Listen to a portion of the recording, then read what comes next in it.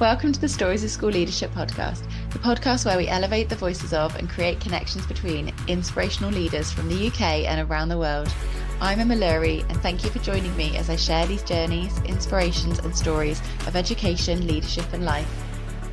In this episode, I'm joined by Keith Bates, who is an associate trainer for Adele Bates Education and a behaviour consultant. And he shares his journey through education and into teaching and leadership. And he explores his role and the reflections on his time as head teacher of a residential special school.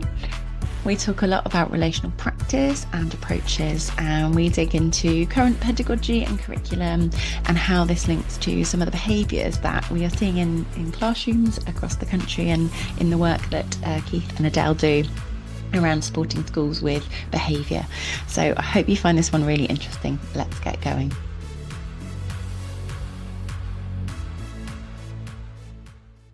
Hi, Keith. It's so fantastic to have you with me. Thank you for giving up a little bit of your time to share a bit about yourself and your journey. It would be lovely to know, I guess, who you are, where you are in the world at the moment, and what your current job role is. Right. Okay. Well, it's lovely for you to have me on as well. I'm really pleased to join you. So yes, I'm Keith Bates. In terms of where I am, you might be able to tell from my accent roughly where I might be. I now live in Barry in Wales, in South Wales. Um, but I've only just moved back to Barry. I spent the last 20 years living and working in Norfolk, so come back to my roots. Current role. I'm now a behaviour consultant, set up a consultancy business on my move back to Wales, and particularly I work as an associate trainer with Adele Bates Education. Adele, many people may have heard of, national behaviour specialist and author and speaker. So that's what I do.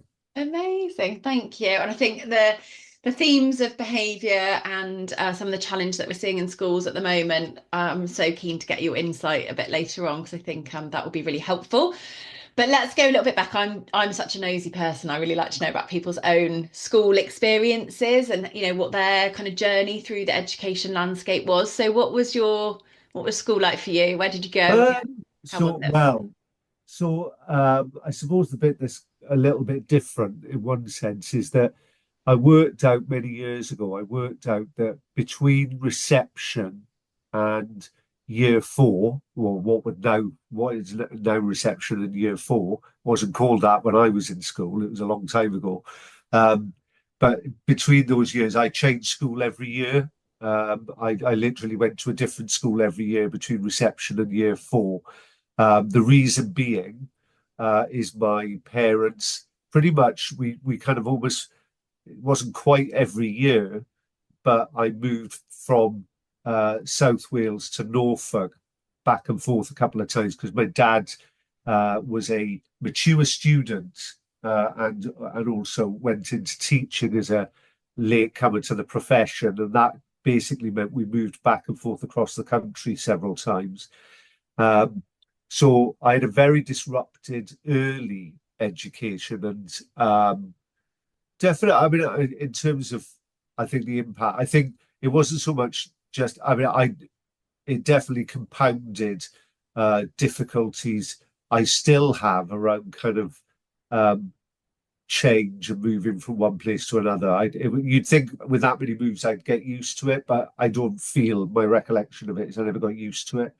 Um, once we then, by the time I got into year four, I think it was year four, um, we settled in Norfolk. I ended up then staying in Norwich all the way through the rest of my education. So high school, I went to one high school from beginning to end. Um, in terms of my memories of it, it was all right. It was okay. I didn't love school. I didn't hate school. Um, I wasn't. I was pretty successful, by most, by it depends on how you define it academically and things like that. I didn't struggle with school. Um, and I had some, I developed friendships that I still have today. I'm still friendly with a number of people from school, even though it was back in the 80s I went to high school. So that's, and those elements of it weren't particularly difficult for me. I think the thing I do often say to people about my own experience at school and maybe how it informed some things later on is I was bored a lot. I did school was all right, but I didn't um, I couldn't see the point of a lot of it. And so I always, from quite an early stage of my teaching career, I think I understood those kids um, who I understood those kids who just, were not that bothered about doing the work, were not that engaged, that kind of thing. Um, and I still remember, sitting there working out the probability of a wet Monday in maths when I was in high school and turning around to my mate next to me and saying, I can really see this coming in useful in a job interview that I can tell you what the probability is of a wet Monday. I kind of have a different perspective now about the validity of learning these things, but that was very much me, and I was always I remember again having a conversation with a friend saying I always did just enough to get to do the next thing. So I did well enough in my O levels because I'm old enough that I was the last year group that did O levels, and I did just enough to get to do my E levels. I did enough in my E levels to get to university, and more to the point, a university I wanted to go to, but I was not exactly an overachiever. Let's put it that way. So there we are. That's a very kind of brief history of my education. It wasn't like a massive thing for me. It's fascinating to hear those threads because they're things we hear currently. And I guess we will Yeah, maybe always hear those things around yeah, questioning why. I mean, with yeah, the curriculum and assessment review going on at the moment, questioning why children do they need to learn these things? Why do they? And yeah, for our young people, I guess what you've touched upon there is that value of young people as best we can need to understand why they're learning those things. It would be helpful if we knew why they were learning them sometimes. I yeah. guess that brings up a little bit of a question sometimes, For doesn't me, for it, around me, uh, for me, a lot of it is about understanding why children are often not as engaged in their learning as we are and mm, we want them to be. I think some teachers, particularly, struggle with that. If they may have come through an experience of education where they loved it, and you get people who always wanted to be a teacher or absolutely loved their subject area and things like that, and passionate and loved it and loved it, and so find it very difficult to then relate to children why they don't share that enthusiasm. mm. I never had difficulty understanding why they didn't share the enthusiasm um, that I might have, and so it made it a lot easier for me to kind of alter what I was doing to try and make it more relevant and more engaging for them, by and large. But I always think it's really important, and this is, I know we're getting straight into behaviour here, but it's about understanding rightly or wrongly, this is how many kids feel sitting in our lessons, in our classrooms. That's how they feel. That's what we've got to work with. So we've got to work from this. And one of my mantras in life in general, in all sorts of aspects of work, is we have to meet people where they are, not where we want them to be. And children are often not where we want them to be in terms of their value on learning. And I've never found that as difficult as maybe some people do, Yeah. because I'm a bit like that myself. And that's part of it, isn't it? It's that the ability to have had an experience or a range of experiences that give you the ability to then sit in their shoes a little, or stand in their shoes a little bit better. Yeah, And I think you're right that, and we will, I'm sure, dig into this more because there are deep links there between the behaviours of our young people and how connected they feel, but also what you've touched upon there is that disconnect between what the teacher feels should be happening and what the young people want to be happening or feel should be happening, and how we bring those two together. You did and I just want to hear a little bit about how you kind of got into education. So you touched upon a little bit there about your early experiences of teaching. What made you then want to go into it? You said your yeah, dad was went into teaching. yeah. But again, I was one of the. I wasn't sort of somebody. I went through university thinking, what the hell am I going to do when I leave? Because I didn't really have a clear plan, and teaching wasn't really part of that. Um, I wasn't really sure, and there was when I graduated, I had this vague idea that I quite found I harbored the dream of working in the music industry in some way because I'm a huge music fan. Um, and the closest I got to that was working in Our Price Records in Lincoln, which is where I moved to after I graduated. And needless to say, that wasn't exactly the beating heart of the music industry. Um, so I sort of I didn't really see a way into it from there. I'm thinking, what am I going to do? And it was a bit, I did different jobs. And my partner of the time was training to teach as a primary teacher. Um, and there was a scheme and this is how it basically happened. I was living in Lincoln and I was on the dole for a while. And there was a scheme at the time, this is the early 90s, called employment training. A bit like YTS, as people who go that far back. Employment training, where basically you got an extra tenner a week on your dole money to go and do really a work placement, you would call it.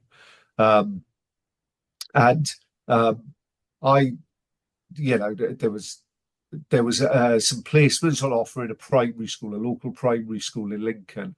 And I thought, yeah, I'll give that a go. And it was a bit of me that was starting to think, do I want to look at this? And I thought, well, I tell you what, for an extra tenner a week, I can go and see what I like it, whether I like it.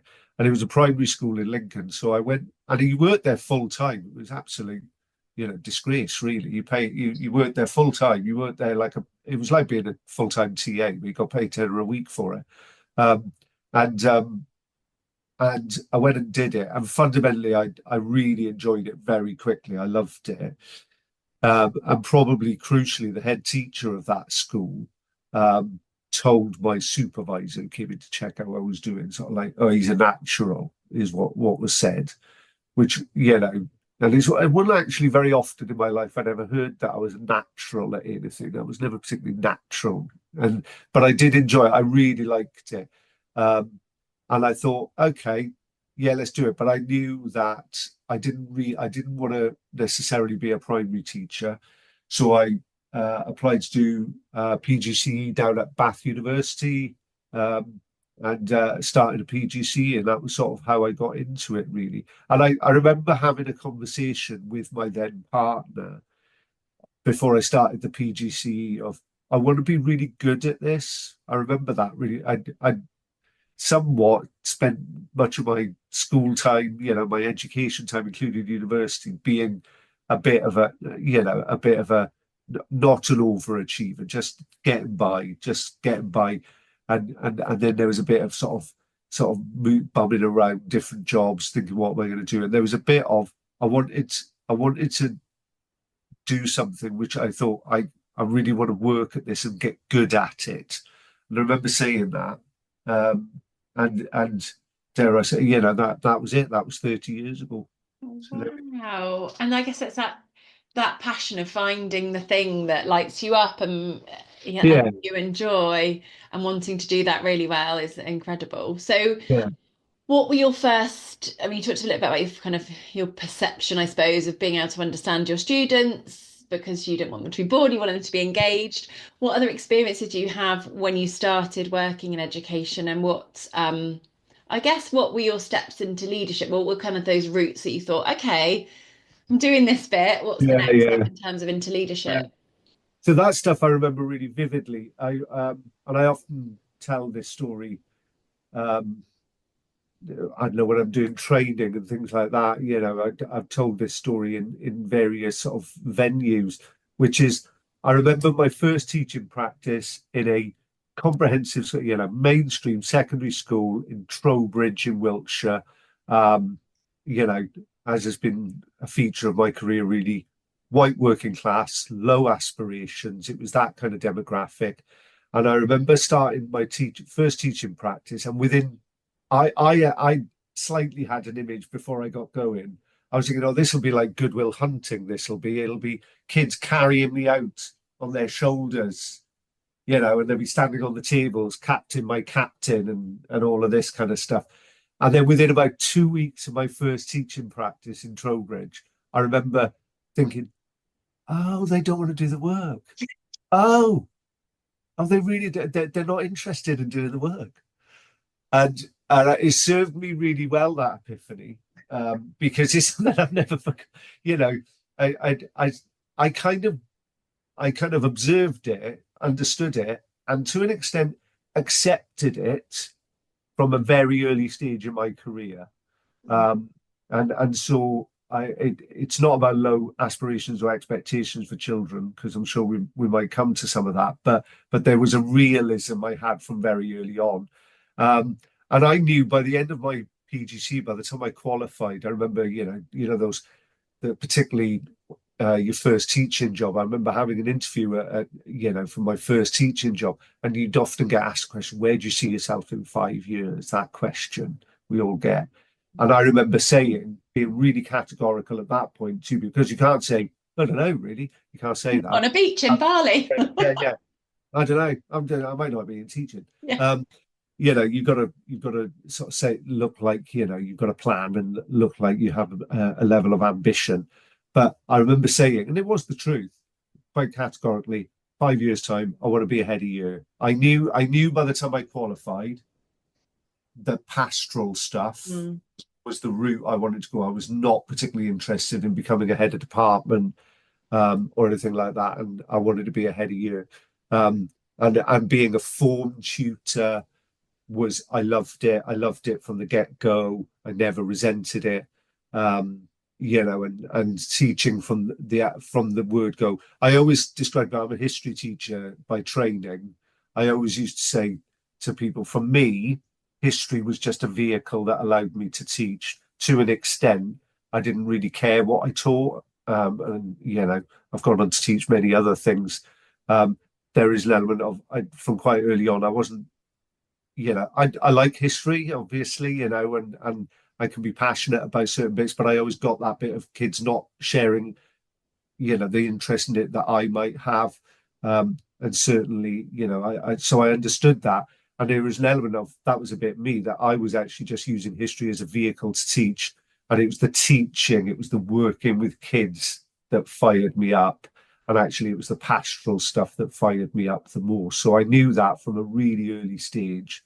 And then I managed it, because within 5 years, I became a head of year in Bristol, which was still, um, you know, one of the most challenging and rewarding things I have ever done in 30 years of teaching. It was an incredibly challenging school, incredibly challenging role, and that was my first significant middle management role.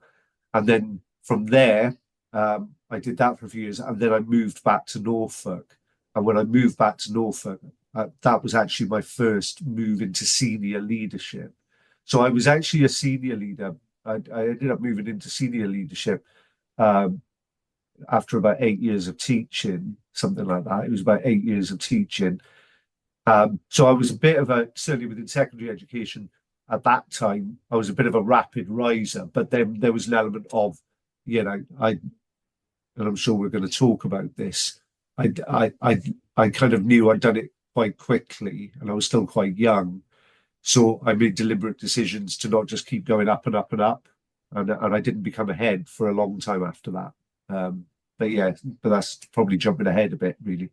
Well, no, it's so fascinating to hear how that worked for you, and that what really struck me when you were talking, and you touched on it before, is that idea that you understood how they feel, and instead of just clashing against them, going, we've got to Yeah, learn it, yeah, this is yeah, really yeah, exciting and interesting, you found ways to do it that interested them. And that that idea of wanting to teach, but because we're in a time at the moment where the curriculum is hugely knowledge heavy, and has yeah, that scrutiny at the moment, but this idea that we can teach without necessarily having to, not that we're not going to worry about the content is important, but I sometimes talk to people when we say that we overly worried about the content, whereas if we are just thinking about the value of teaching young people, giving them opportunities to develop reflective thinking, relationships, and then being able to talk to one another, oracy practices, that is that not more important? That kind of sounds like right. you were signaling to. Yeah. I mean, and I'll be careful not to get on a huge hobby horse here. because it is one of my hobby horses, is that I think for a start off, I mean, the period of time I'm talking about was to kind of at the turn of the millennium, really. That was when I kind of moved from my first teaching job into middle management and then into senior management. So it's over 20 years ago now. And I do think, whilst, there was content and there was curriculum and there was a lot of talk then that, you know, it was getting heavier and heavier. The themes of conversations haven't changed in 30 years of education, as far as I'm concerned.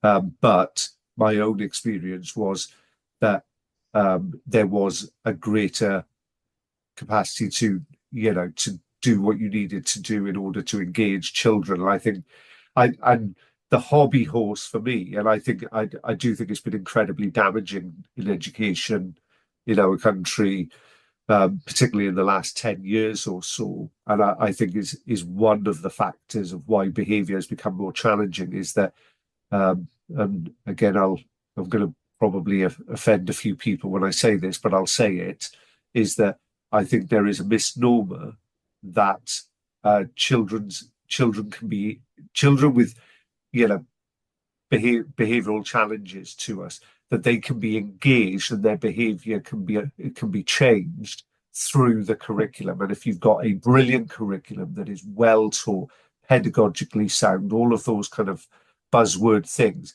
that that is what will sort behaviour. And so actually curriculum and pedagogy has become this panacea for all our ills in education. And funnily enough, it's not working. It's not working, certainly from a behaviour perspective. It's not working. And I think part of it is not enough people are willing to stand up and say, maybe curriculum isn't the answer.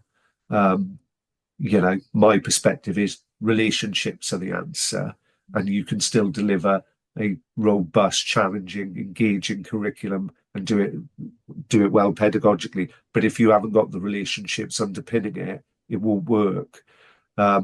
So I think it's not just about content as you describe it, Emma. It's also about the belief of what curriculum can deliver for us. I think we've been led down a bit of a garden path about that in the last 10 years. There we go. That's my hobby horse. No, it's a good hobby horse. Well, let's keep going on this idea a little bit more, and I guess you might want to share along the way how what your leadership, your journey in terms of the way you did things, maybe. So tell me a bit more about relational approaches, I guess, and practices, and the impact that has if you're marrying that together with, as you said, strong pedagogical approaches and a good curriculum. What is that other side then of things that can make a difference for our young people? And yeah, some of your own leadership experience, I guess, because I think you've done it. Yeah, I mean, so it's a massive question, really. I mean, probably we need to preface it by obviously making it clear that when I did eventually get to headship, and of my 30 years of teaching, 15 years of it has been working in a residential SEMH special school in Norfolk, and 8 years of that 15, I was the head teacher of it. So a huge chunk of my educational career now has been in special ed, and complex SEMH special ed.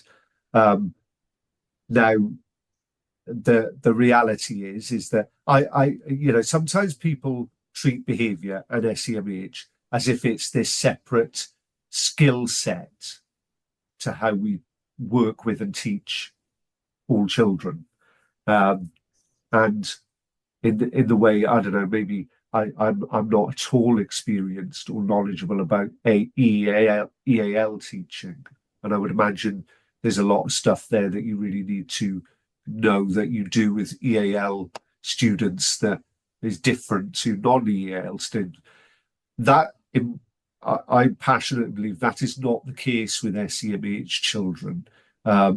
With SEMH, what you're talking about is that the stuff that is good for those children works for them educationally and socially. The things that work for them are the same things that work for all children. The difference is number one, you have to do those things more intensively depending on their level of SEMH needs. Um, yes, you have to more consciously do it more intensely. And more to the point, for most children, the absence of that stuff that's good stuff will not necessarily prevent those children from learning because they've got other things that will allow them to learn and to engage in education, partly about aspirations and a value in what they can get out of education.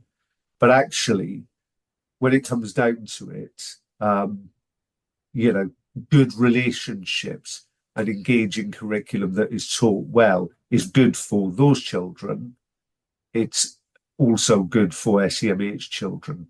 Um, and so um, the the kind of basis of many years of my career, and certainly the work I do now and the work I do with Adele now, is out of that understanding that relational based education is not in some way a contradiction or mutually exclusive to curriculum and pedagogy. It's about understanding of that, that's good for everybody. So we need to do it, we need to develop that skill because it'll be good for everybody. And for those children that challenge us, you won't get anywhere without it. And that's really kind of if I can virtually encapsulate what I do, Adele does, that's what it's about, really. So I don't know if that answers your question. No, I think it does. And I love how you have really clearly stated that because, again, with some of the challenges that we have currently in the country, we are seeing this, huge challenges with schools who are trying to have inclusive practice Yeah. and, incorporate a range of different things within their schools that will meet the needs of all. But increasingly, we are seeing more and more young people really struggling with behaviour, but behaviour that underlying signals, additional need, additional challenges. I do think there's questions about if we delivered things differently, if we had a different approach, how many children would present in that way? Because we're in a state, certainly in terms of the experience I have working with schools, where lots of our more primary experience is very formalized, and for our young people, that's really challenging. They're really having to. It's very adult directed for a large amount of their day, and it's not necessarily working for big amounts of our children. Then we're seeing lots of children in schools who are either school refusers or their classroom refusers. So they're running the halls because they're not wanting to be in class. And what we're asking schools to do is a bit like you said, is separate it out. Go, this is what you need to do for the children with SEMH need, and then this is what you do for everybody else. But you're so right. What if we looked at it from an approach about, well, actually, you're right. All of this stuff is great for all of our young people. Why are we not giving it to both? I had a conversation with somebody the other day around I think it was about a sensory breaks for a child. Well, that one child is showing us with their behaviour that they really, really, like you said, with the absence of sensory breaks, they are not able to function in the classroom. I'm pretty sure there's a lot of other children in that class that could really do with that, but for whatever reason, they're not showing it in that way. Yeah. And I think, I think, you were just, we were talking about you were saying about formalized primary teaching. I think this is where I really struggle with a lot of the way that curriculum and pedagogy and the way it's developed in the last 10 years, particularly, is that there's become this thing of this is the way to deliver this is the way to deliver that. And of course, people will reference the research that proves that and all of those things. But my experience is that there is no one right way for everybody to do, to teach. There is no one way. And actually, I'll give you an example. When I first started teaching in the residential SEMH school I ended up working in for a long time, there was a teacher there that was, dare I say it, a good old-fashioned EBD teacher, a man she ran a tight ship. It was incredible. You'd walk in and the kids were sat there, individual desks facing her, and it was you were not, it was the boundaries were very, very tight to the extent of children would be picked up if they were to turn their head and look at their partner. Forget about saying anything. Forget about, throwing anything or stuff like that. There was this element that her expectation was that, if they turned their head, they'd be picked up for that in some way. The boundaries were very, very tight. And actually, most of the time, it worked for her because the kids, knew exactly how it worked in her room. They knew how it worked, and most of the time they would work within those boundaries. And I remember going to watch her teach. I'm thinking that's amazing, but I remember thinking equally, I can't do that. That's not the kind of classroom I want. And so nobody's going to tell me that that's how I had to do it. The bit for me is that my belief is that kids, to an extent, don't really care how you teach something. They don't care whether it's very formalized. They don't care whether it's group work. They don't care if it's whatever the pedagogical approach is. They don't really care. They will engage in it if they know that your approach is coming from a place of care. And dare I say it, coming from a place of love. And actually those people who teach in a more formalized way, that might work really, really well for them because the kids know that yes, they're a bit formalized and yes, they're a bit inverted commas strict, but it comes from a place of love and care. Equally, somebody who has a more informal way of doing it and is a bit more off the cuff and is a bit more, interactive or whatever, whichever way it is of doing it, if they know that they are safe and secure in there, they will be able to engage in that style as well. And so, I think again, it's one of the ways in which our emphasis on curriculum and pedagogy has been quite damaging because I think what we've done is we've, and it varies, doesn't it? But I am absolutely aware of particularly some multi-academy trusts, for instance, that have a pedagogical approach to teaching, phonics, for instance, and everybody has to do it exactly like that because the research says if you don't do it like that, it's not as effective. But that's in an environment where all things are equal and the children are fundamentally all ready to be engaged in their learning. Those children who are not, if that doesn't work for them, or it's not coming from a place of authenticity and humanity and care, it's not coming from those places, they will not engage in it and they will start to present behaviour that challenges us. So, for me, the common factor across all styles of teaching, all pedagogical approaches, our different ways of doing things. But the common factor is if it doesn't come from care and love, kids will be less likely to respond to it. Certainly those children that present challenging behaviour will be much less likely to respond to it. Yeah. You've said this phrase a lot, and I think you mentioned it when we spoke before, and I wanted to, I guess, unpick it a little bit more. You use the phrase, but when children present behaviour that challenges us. Yeah. Tell me a bit more about that because I really like that phrase. Yeah. So there's an element of that is, that is, the kind of the politically correct phrase these days. So there's definitely the world of behaviour and SEMH, and those people who live in this world a bit will be very familiar with us. That we try to move away from the language of challenge, even something like challenging behaviour, or certainly naughty behaviour, but challenging behaviour. The idea of behaviour that challenges us is an understanding of that a lot of behaviour that we see in schools. It's the effect on us as the adults that's challenging about it. There's many children presenting those behaviours don't find it challenging at all. They find it's as easy as breathing.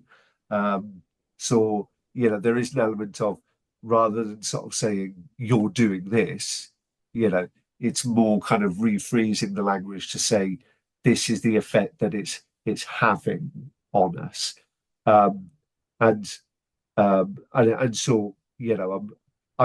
reason I kind of quite like the phrase, I don't mind. I don't get in a massive tiz about the language in the way that some people do. I have to say, somebody says difficult behaviour, challenging behaviour. I don't start lining people up against the wall about it. We've all used these phrases, um, and it is difficult behaviour and it is challenging behaviour, let's be honest. But the reason I quite like the behaviour that challenges, and certainly the use of that challenge, is when you use phrases like difficult, certainly if you're using phrases like disruptive, or worse still, naughty. The problem is with phrases like that, difficult, naughty, disruptive, is they're incredibly subjective. Disruptive is one of those phrases that we have to be more specific about it. Disruptive to whom, and in what way. And also people tend to use it really quite as an umbrella term of they're being disruptive. And you're just thinking, well, they're kind of not really. They're being disruptive to you. The rest of the class actually haven't even noticed it sometimes. I mean, very often they do, but often they don't. Whereas behaviour that challenges us is saying exactly what it is. It is, and that's not to say it's unimportant. We need to work with it, because we can't be working in an environment where there's behaviour that challenges us left, right, and centre. So I think it's a kind of win-win term, really, in terms of its specificity. Yeah, I think it's really powerful. Thank you for sharing that. So I'd love to go back a little bit to your experience of headship and what that Yeah, was like. Yeah, tell me a bit more about what it was like to lead a school. yeah. So um, I, to an extent, I never thought I'd become head. I was one of those senior leaders that never thought I'd become a head, and I did for a period. So I had two stints in the residential school I worked in, and I actually, after about 7 years of working there, I left very much as a career decision of I need to get back into mainstream, because otherwise I'm going to end up really losing touch with mainstream education. So I went back into senior leadership in mainstream for a couple of years. And at that point, I thought this is as far as I'll ever get, really, because what I knew I didn't want, and I still feel like this, is I didn't want to be a head of a mainstream high school. I've seen that job up close, um, and I made a decision of that the work-life balance. I always described headship, particularly of a bigger school, it's completely a lifestyle choice. Your life is no longer your own, and I mean right in the middle of the summer. I remember working with one head in a mainstream school when I was still in mainstream, and he spent 2 weeks of his summer holidays trying to work out what to do about the RE teacher they hired, whose work visa from Canada had not come through, so he had no permission to work. And suddenly and sorting that out was 2 weeks of his holiday gone. And he had all the parish council meetings. I mean, forget about just governors and parents' evenings and all of those things, but he had to go to the local parish council meetings as a pillar of the society and stuff like that. And I just thought, I'm not prepared to make that much of a lifestyle choice.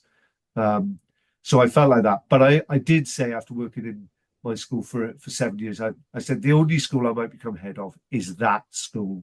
And then, somewhat coincidentally, I've been back in mainstream for a couple of years, and the headship of the school came up. And I thought this probably would be the only chance I would get to run that school. And I thought, I don't want to at least not try. And I went for it and I got it. So I ended up being the head of it. And it still ended up being a fair lifestyle choice, to be honest. But I mean, I will always, I mean, that I didn't stop that long ago. I ended up, when I did it for 8 years, and then I became director of inclusion for our multi-academy trust, which is 18 schools. And I knew I was moving back to Wales this year, and I thought this will be a good sort of step away, give me a few more options and all of those things, and get me back into mainstream again a bit. So I did that for 2 years, and now I'm doing consultancy work.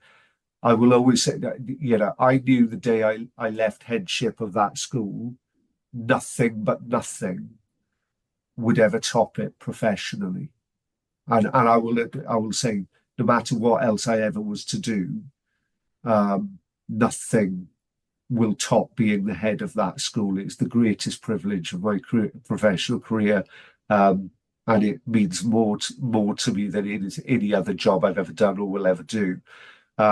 So on that level, I loved it.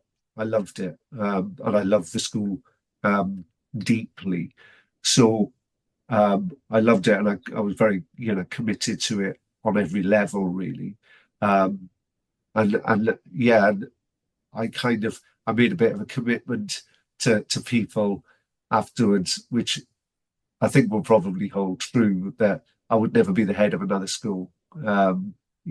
So headship for me was really very much about that school. It was about that school. Like, it wasn't this great thing about sort of running schools more generally, but within it, of course, I just got so much opportunity and experience and so many other things. Because one of the things I did for 3 years while I was the head of the school was I ended up being the chair of the Norfolk Association of Special School Heads. That kind of and that was a fascinating. That gave me a huge insight into um, the work of special schools more generally, not just SEMH ones, but looking at the kind of complex needs of it. Hugely enhanced my understanding of special education and other areas of SEN, but also because you worked a lot in that role with the local authority, and it gave me huge opportunities to really understand the relationship between schools and local authority, and probably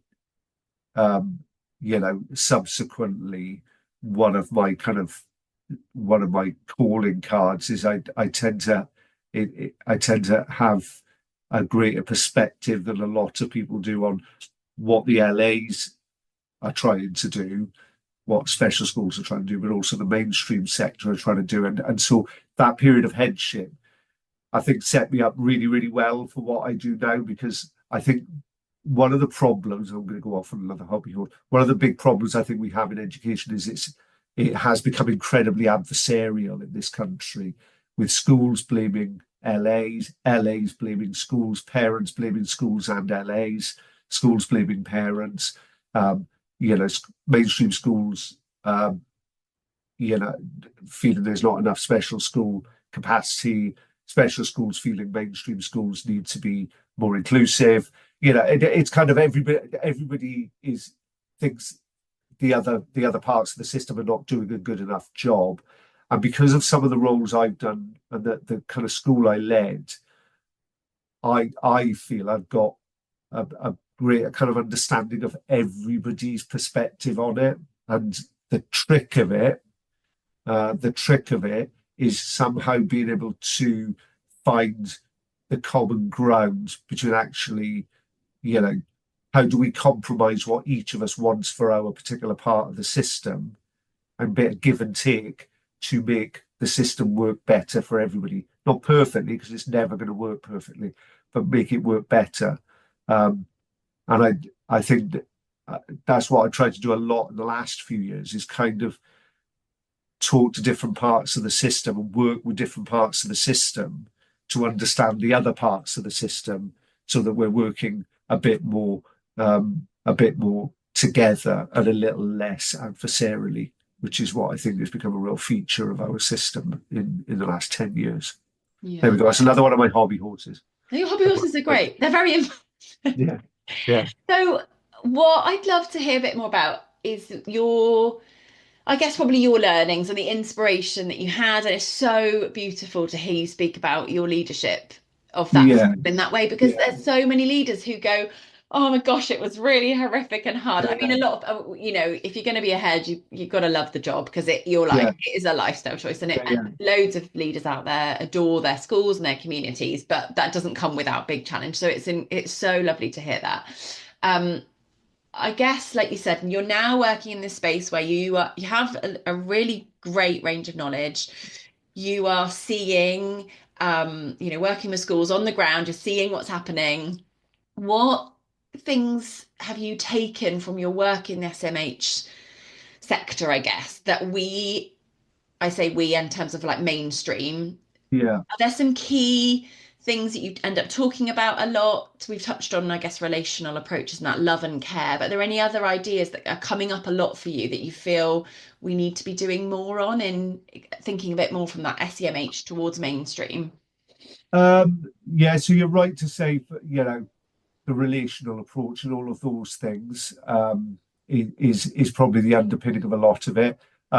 There's the bit I mentioned earlier as well about not seeing children's, children with behaviour that challenges as some alien set of children where you do it completely differently. The basic principles of what works with children works with SEMH children. You just have to do it a lot more and a lot more intensively. So I think there's that element of it.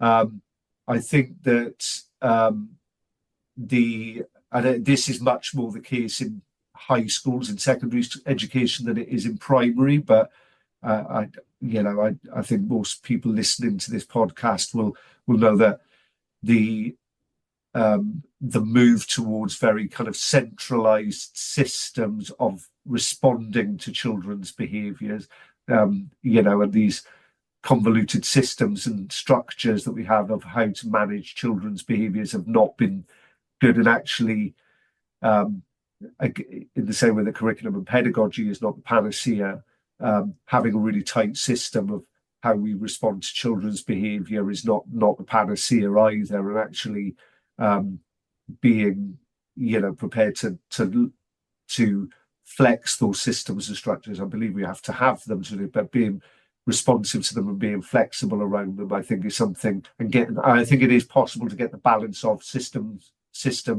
and more individualized responses. I think it is possible to get a workable balance of that. And a big part of what myself and Adele do is about a culture in schools of staff buying into that.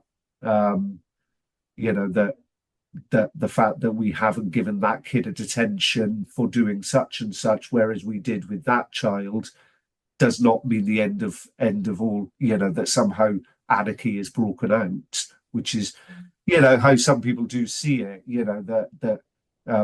That flexibility is a good thing, not something to be ashamed of. So I think that's another area. And then I am one to say the controversial stuff. I think the other area that I think has got to be discussed, and I think it's really got to be discussed in primary education a lot more, which is a really interesting area. We could probably end up spending an hour talking about this, but is the use of physical intervention. And that is something I think that needs a much, much bigger discussion, because it's almost the elephant in the room that all the stats demonstrate it. The biggest reason for permanent exclusion from primary schools is physical aggression. Secondary is very different dynamics, persistent disruptive behaviour, but in primary it will be largely around physical aggression. And we all know that virtually every primary school in the country has got children in it that are on a daily basis running around, putting themselves at risk, putting others at risk, adults and children, damaging property, these kind of things. And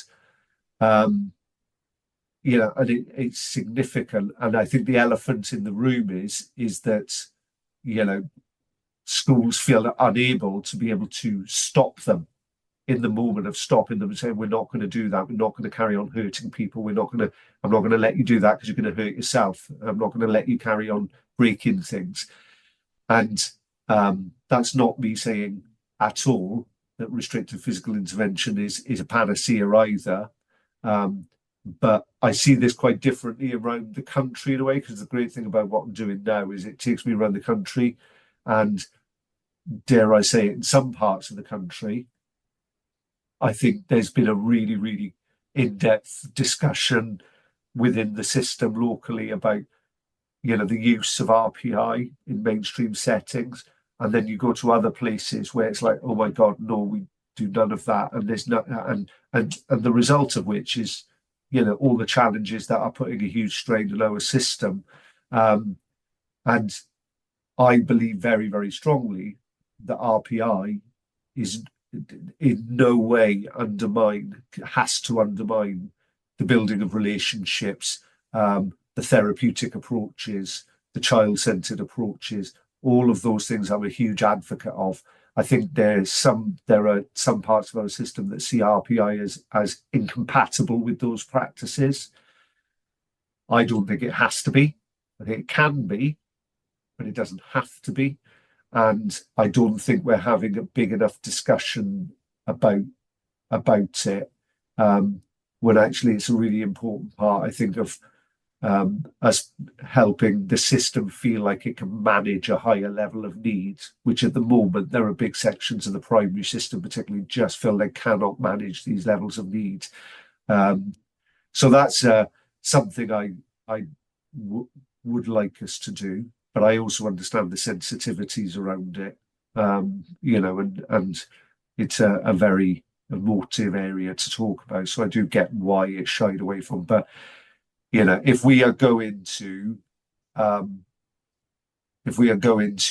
keep more children in mainstream education, which is everybody's aspiration, if we are going to more successfully meet the needs of those children, the use of physical intervention is going to have to be part of the conversation. Mm-hmm. And it is in some places, and it's certainly not in other places. I think so there we go. Yeah, really, really important. And it is a challenging conversation to have, because we're working in a time where staff feel very nervous about interactions with young people for a range of things, even from managing behaviour. Staff can really shy away from some of that, right down, and then all the way across to needing to use physical intervention.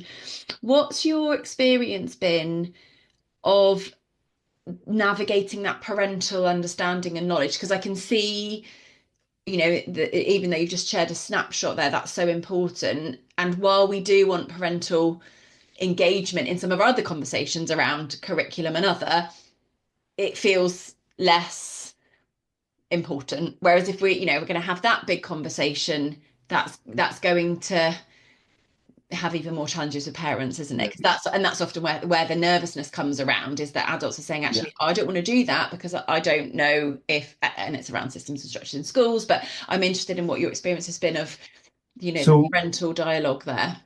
So I'll speak to that almost purely from the mainstream perspective, because there's no point in talking about it from a special ed perspective, because it is just part of it, particularly in SEMH, it is part of that, and parents, carers kind of know that. So let's talk about it from purely a mainstream perspective.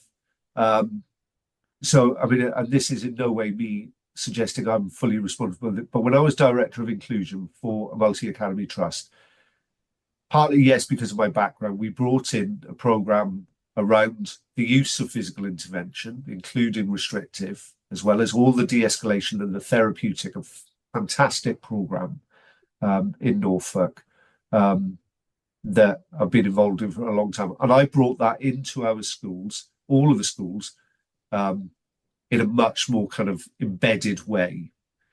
Trained everybody up around the non-restrictive parts of it, as well as the therapeutic de-escalation side of it. All of that was mandatory training for all staff who worked with children in all of the schools. They had to do that bit of it. And then there was a programme of more targeted training for staff who worked around children where there was a foreseeable risk of restrictive physical intervention. And we did, a programme of training across the schools on that. So we spent, it took fully a year to kind of get a lot of that training in there and roll out that programme.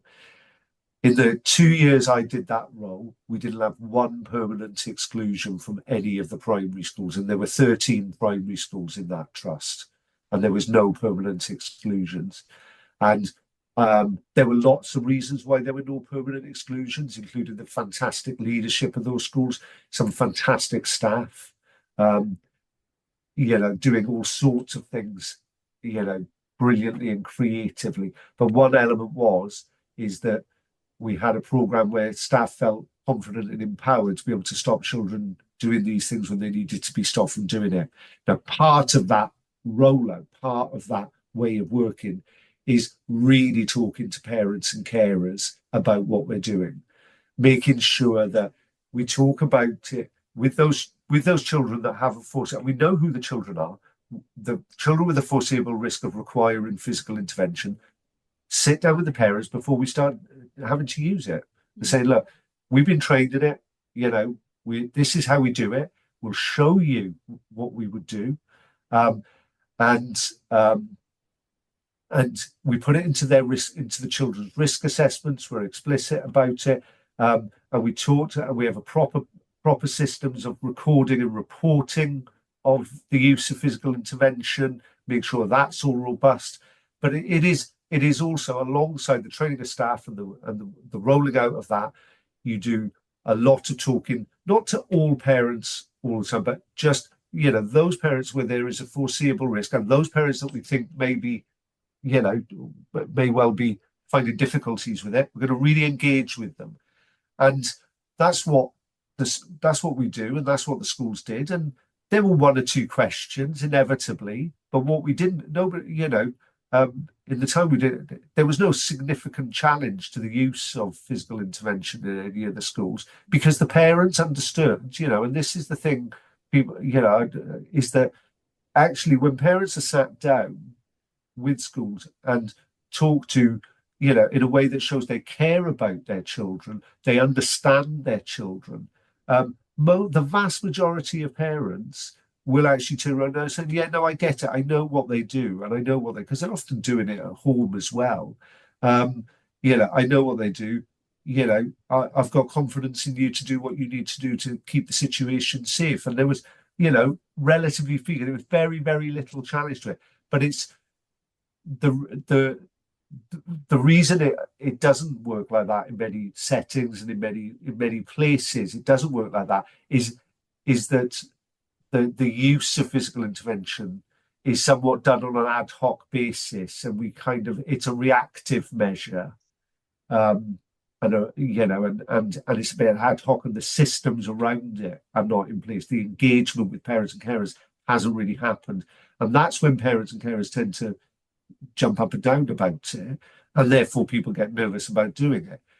What actually I think, my experience is if you do it as a holistic program that is a strategic priority within the schools, and we're going to invest in the time to do it, and we're going to invest in the time to engage the community in it and understand it, and we're going to do it really holistically, then number one, families don't tend to react as badly in any way near as badly as people think. And more to the point, the confidence that it gives to staff has so many knock-on benefits because we're giving them a piece of the toolkit. And people talk about toolkits all the time, but it's such an important part of the toolkit that it allows you to use the other bits of the toolkit, the preventative stuff, the proactive stuff. And I think the problem is if we leave RPI out of the discussion, what the industry, if you like, around SEN and behaviour is it's all about prevention, which we all agree is absolutely what we want. But we've got this problem in our system at the moment that you've got this part of the industry is sort of saying, how do we stop children? How do we make it so the children won't want to do these things, or how do we do it so that we teach children not? And I get on. But the lived reality of schools a lot of the time is they don't get the chance to, put that stuff in place and really embed that stuff because they're dealing with the fact the kid is running around smashing the hell out of things and smashing the hell out of people. Mm-hmm. And they're just responding to that with suspension and exclusion. And then nobody likes that. Nobody wants that either. So I think RPI has got to come into the national discussion about it a lot more because I think, the work I've done sort of proves again, it's not binary. It's not this thing of it's either RPI or it's therapeutic ways of working. It's either no RPI or overuse of RPI. There is there is a way to make these things mutually compatible. And So they yeah, work together. That's what you're saying, isn't it? You know, we've talked yeah, about curriculum, pedagogy, all these things, but what you keep coming back to, and I think you're so right, is that it's got to be underpinned by that love and care. yeah, And we're talking, and that's when we're trying to put ourselves in young people's shoes. What do they need? How will they know that we love and care about them? And I know when you spoke a bit, you sort of, I think you used to be like, oh, dare I say love? And I think people are almost a bit nervous to yeah, use yeah, that word yeah, love, but it's so yeah, important when our young people know that we care about them. It's a huge shift, isn't it? And like you said as well around parents, if and carers, if parents and carers can understand and deeply know that we care about their young people and we're trying to find ways through, then that really shifts that yeah. discussion, doesn't And, it? So and the important. vast majority of parents, not just in special ed, in mainstream as well, that I've ever seen and worked with around the use of RPI, the vast majority get it. They get it once they know how it's going to happen, what's the con, and they know it's coming from the right place. And Actually and I think, powerful, you know, in some ways giving them tools as well, and that recognition that if home and school can work together and be yeah, offering children similar levels of security in terms of when things get tricky, this yeah, is how we're going to keep you safe. That's really powerful. and and same as we do, they don't want their children constantly being at home because they've been suspended for for an extreme physical outburst.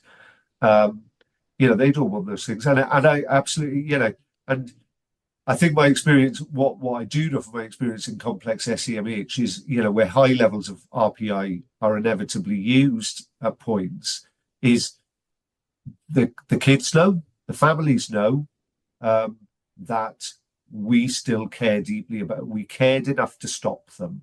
Mm. We cared enough to stop them because I do not want to see them get older and do those things and end up in jail because they weren't able to regulate their emotions. And there are some children, particularly at primary age, there's a very different dynamic at secondary age. I get that completely.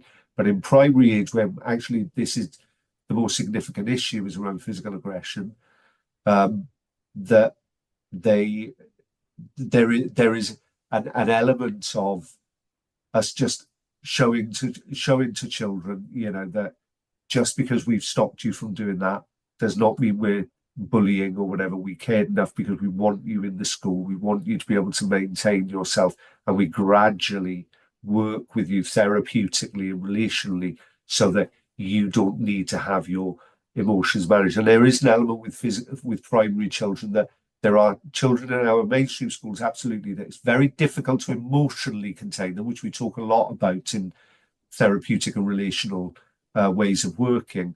That we talk about emotional containment for them. Very difficult to emotionally contain them, make them feel emotionally safe and secure when they can't be physically safe and secure. And sometimes we have to provide the physical safety in order to build the emotional safety.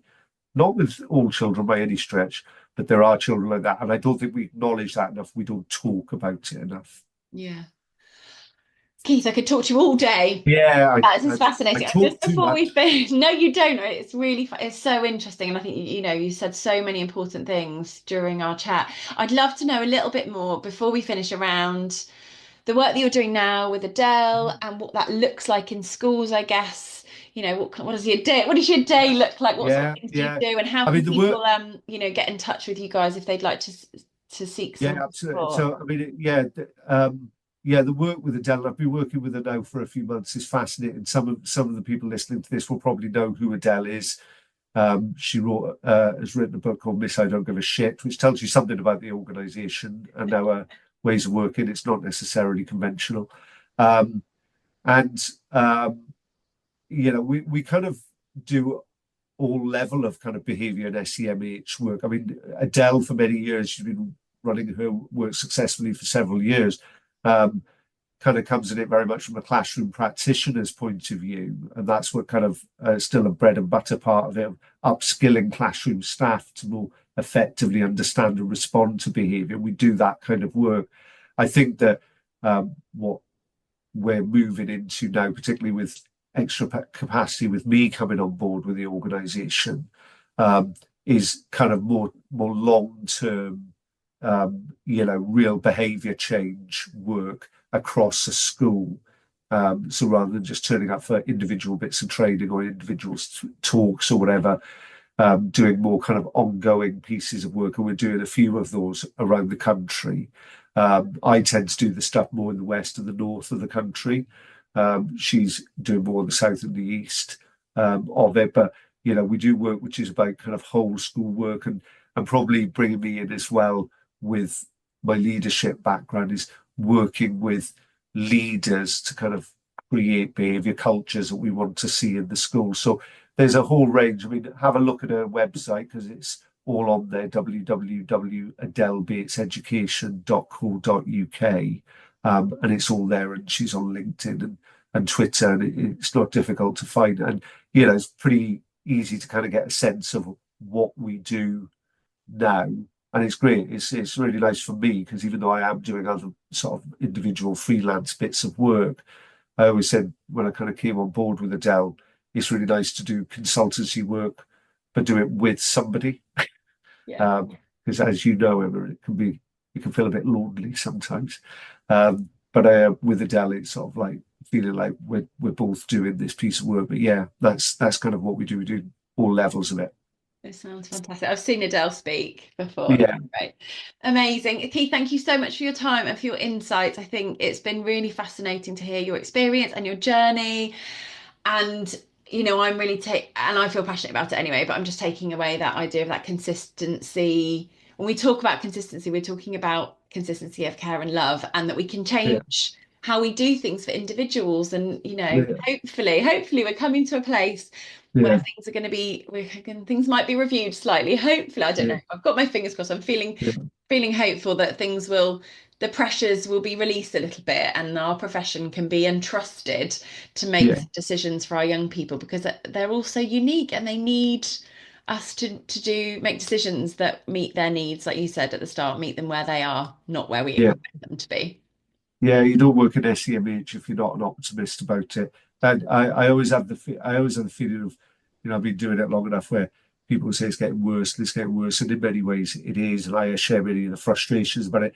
But with SEMH, you just work with what you've got in front of you, and that's kind of, I still think that's the bit we can all do. We can choose to either rail against the system and be angry with the system, or disengage from the system, or we can just say, I'm going to try and make my little bit of the world a bit better for the kids that I work with, and that's going to be the mantra for me for 30 years.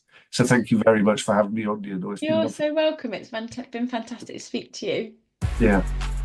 Thank you so much for listening to the Stories of School Leadership podcast. We'd love to know what inspired you in this episode, so do get in touch and tell us your thoughts.